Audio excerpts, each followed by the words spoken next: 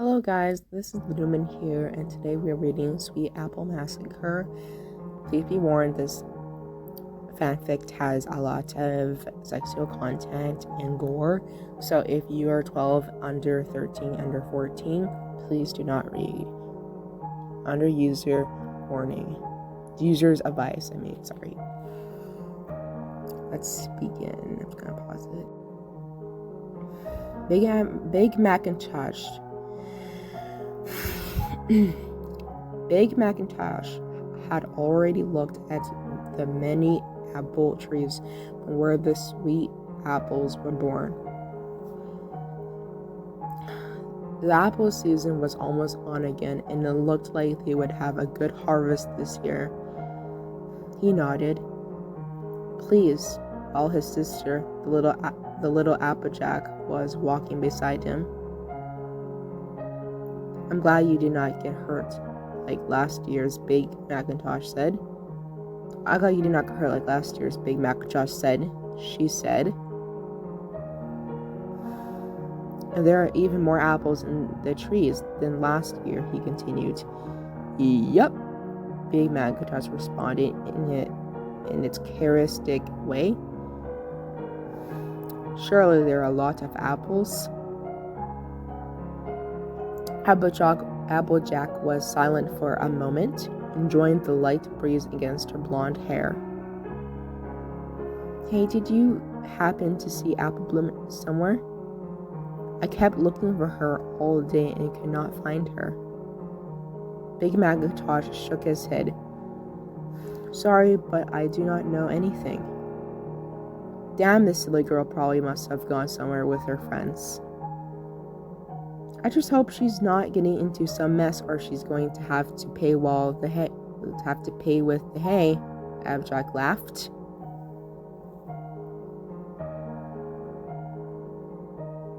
You should not worry, Applejack, he replied. I'm sure she's perfectly fine, but anyway, I need to get back to the barn. I have to go and need some apples to make my homemade apple juice. I picked some apples especially for this. All pretty fat and ripe, and they will not need themselves. You sure do love to make your apple juice, yeah?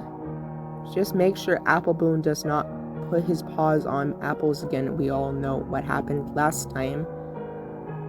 Big Macintosh laughed along with his sister. Yup. The big red horse ran back to the barn and gently closed the door. He opened a trapdoor with his mouth and walked down the steps into an old unused apple cellar. Usually it was just full of trash, scrap metal, old worn old plows, ropes, and other bits of things that could be useful. Big Macintosh often came here when he wanted to stay away from the world and have a little peace and quiet. Today was different. The old rope, at least he had found a new use, as it was used with Apple Bloom and her companions. Two new crusaders, Belle and Scootaloo, all bound and gagged, leaning against the wall. The three pairs of scared round eyes looked at the Big Macintosh as he approached. Now then, we have 3 ponies, he said, calm as usual. You need to learn a lesson. You need to learn not to mess with Big Macintosh. All I want is a little peace and quiet, he said, looking directly at Apple Bloom. The little red pony pinched under his gaze. All I want is quiet life. Without the noise of the crusaders running make the noise. When I'm done with you, there will not be any noise from you ever again. Sweet Massacre 2. As Big Macintosh approached Scootaloo, slowly flapped his wings, struggling to get off the ground. Big Macintosh laughed and took one of his wings. He twisted at first, slowly watching with the pain vision grow in his eyes, but then tore it hard, giving a faint smile when he heard the crack and muffled moan coming from Scootaloo. He then threw her to the ground. Your wings are useless now, you fool, he said, politely. He then went to the toolbox and pulled out a rusty knife with an even blade and fell in front of the three ponies. I'm going to have my revenge now, he said. The first of you scream will have your tongues cut off. He went to Belle first. She looked at him in fear, but managed to remain still. Next it was with Scootaloo. She left out a moan and was breathing heavily, still with horrible pain in her broken wing. But she was able to resist the temptation. Finally, he went to Apple Bloom. She looked at him with her large round eyes filled with fear and misunderstanding. This was Big Macintosh, after all, his older brother and kinder. Was not he? This is just a horrible joke, but she'd already seen what he'd done with Scooter's wing, and it was definitely not a joke. She then took a deep breath and shouted, Applejack! Big Macintosh stuck his paw into Apple Bloom's mouth, silencing his scream. He sighed in and shook his head. I told you not to yell, Apple Bloom. You should listen to your big brother. I'll scream and shout again. Applejack will hear, and Apple Bloom said hesitantly. You know, I sort of know what you're going to do after all. I still not lose. I still have not forgiven Applejack for defending you for what you did to me last season at the Apples Festival. If you want, I'll also bring Applejack to accompany you here. I, for one, would like to have your company, but now let's get down to business. Big Macintosh took the knife and hovered over Apple Bloom shrunken. He trapped her with a beautiful hull and thrust the knife into Apple Bloom's mouth. Sweetie Belle vomited when she saw this scene. Thick yellow pieces of smelly acidic liquid splashing and falling heavily on the floor. Scootaloo managed not to vomit, but sighed and cried and choked with panic. Big Macintosh forced to keep Apple Bloom's mouth open and with some effort cut his tongue. Apple Bloom tried to scream, but his mouth was too full of blood. For all it became a muted murmur. After a short period of time, she collapsed with tears streaming from her eyes, falling unconscious of shock and pain. Big Macintosh then took the tongue and stood in front of the puddle of rotting vomit on the floor. He smiled at Scootaloo. Are you hungry? Scootaloo shook his head vigorously and looked at him defiantly. If Rape Mash were here, she would kick your ass out of here, you crazy. Big Macintosh shrugged. Well, she would not. Anyway, I would not be so sure about that. Rainbow Dash is not as tough as it likes to make out. He stuck his vomit-laden tongue into Scootaloo's mouth and used his hole to catch his mouth. Not that you're going to spit now, he said quietly with a giggle. Little Pony struggled and squirmed. He's not your mother, even as your has not your mother ever told you that it's important to your food. Scootaloo closed his eyes and tried desperately to relent, but eventually swallowed up Bloom's tongue. Big Macintosh, still holding Scootaloo in his strong hooves, then mounted the orange pony and slid his penis into her vagina, raping her for several minutes, while Sweetie Belle looked shaking with disgust and horror. Apple Bloom was still cold and with blood dripping from her rich mouth. Cutie marker staters victims of rape. Big Macintosh said mockingly as he raped Scootaloo, and then followed with a soft laugh. I think you found your purpose, your special talent for being raped.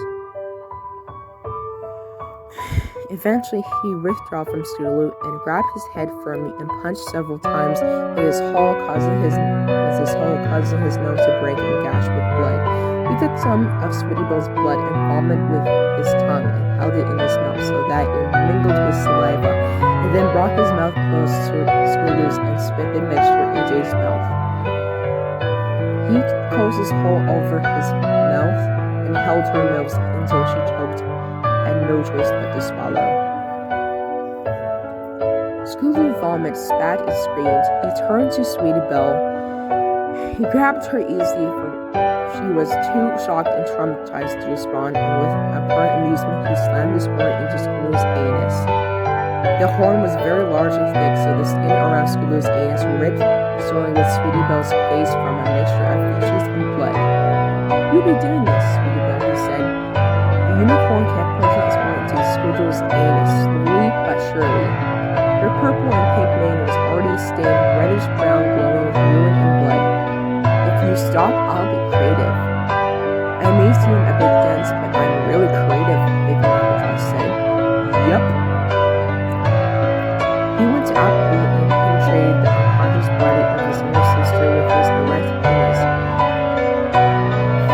While he raped her, he picked up another knife, this sharp and shining one, and cut his open flank, causing his glowing intestines to fall to the ground. He looked over and was pleased to see that Sweetie Belle was still using her horn to penetrate Scooter's anus, and her face was now completely covered with blood, feces, and urine. He turned his attention to Apple Bloom and took her scarlet guts and wrapped them around her neck, still raping her. He pulled them until she was wrapped too tightly around Apple Bloom's neck that he broke her windpipe. She was now surely dead, but Big Macintosh continued to fuck her fiercely until her body began to lose shape and collapsing, shaking and turning a dead mass of skin, blood, and flesh. The pony had fallen, leaving a single red mass, empty and raw. He continued until he was fucking with nothing but a single bloody, bloated hole, and then tossed his younger sister's carcass like a useless apple kernel. He then picked up a knife and picked up Sweetie Belle and tossed it aside. He forced himself on the rodent anus of Scooter and then took the knife and cut her ass.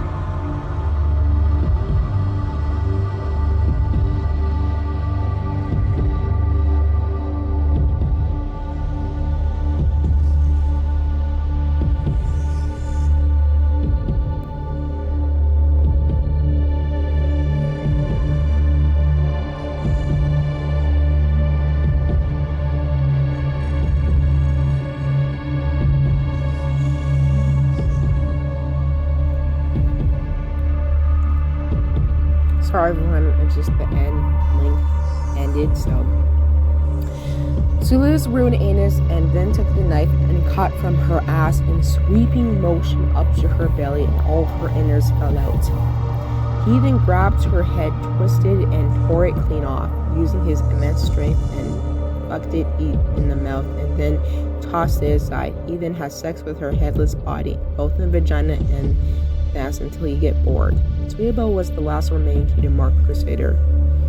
She was herself barely conscious, overcame with nauseous stench of blood, shit, and piss that covered her horn and her face. Big Macintosh pinned Sweetie Belle down with his hoof and plunged the knife into her green eye.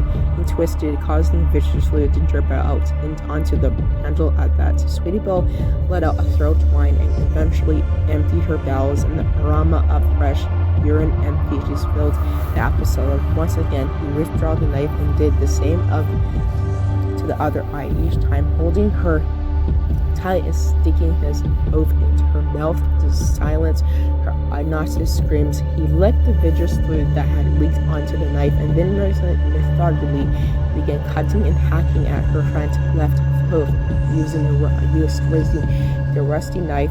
The knife was quite blunt, so it took a Herculean effort to get through the skin, bone, and cartilage, but eventually the bone splintered and the leg came off.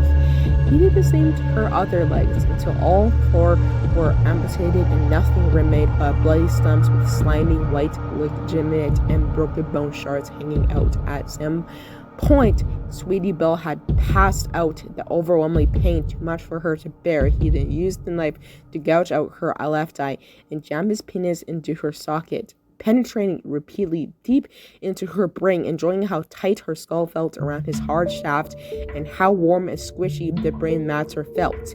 Against the tip of his throbbing penis, as he did, he twisted Sweetie Belle's neck. After he had finished skull fucking her, he cracked open her skull with a swift stamp of the hoof and bent down and ate some of the exposed brain, taking care to spit out a few fragments of skull bone that had got mixed in as he chewed.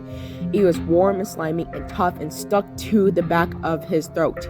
He swallowed and then raped Sweetie Belle in the ass until it tore open and his enormous penis was smeared with what little fecal matter remained in her rectum. He took one of Sweetie Belle's detached legs and shoved it inside her ass, and then fucked Apple Bloom's and Scootaloo's bodies the same way, forcing the amputated limb in the hoof first as far as it could go.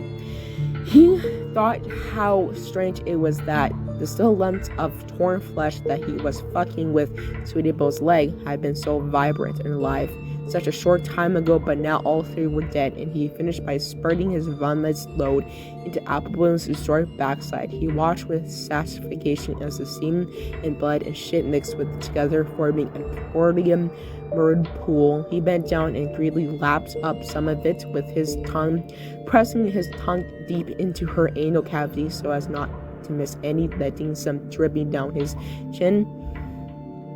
It lasted full, of course, rancid taste. It tasted full, of course, a rancid tangy slime that burned his throat, but it felt so satisfying. He swallowed the filthy goo and wiped his mouth with a hoof. It was done.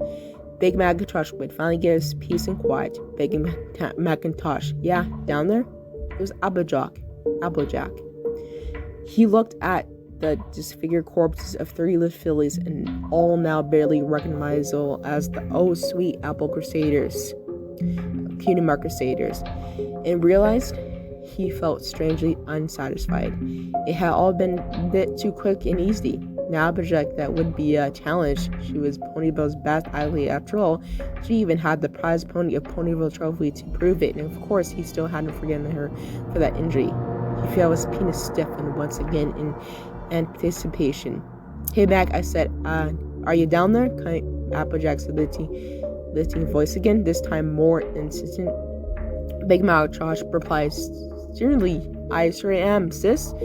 Hey, come down here a minute. I got something to show you." "Sure thing. What is it?" "Surprise." "Oh boy, I sure do love surprises. Something really nice, I'll bet. Something really nice." Big Macintosh looked at the mangled and mutilated remains of the Cutie Mark Crusaders, and